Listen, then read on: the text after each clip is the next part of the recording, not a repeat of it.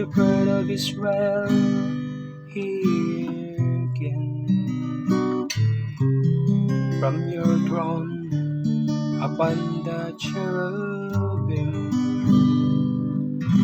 shine forth, rose your flower. Lord, make us turn to you. Let us see your face, and we shall be saved.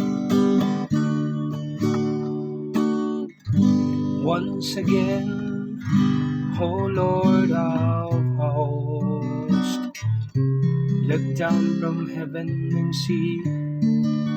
Take care of this vine and protect what your right hand has planted. The Son of Man whom you yourself made strong. Lord, make us turn to you. Let us see your face, and we shall be saved. May your help be with the man of your right hand, with the Son of Man whom you yourself made strong.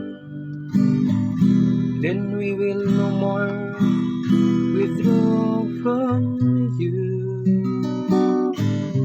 Give us new life, and we will call upon your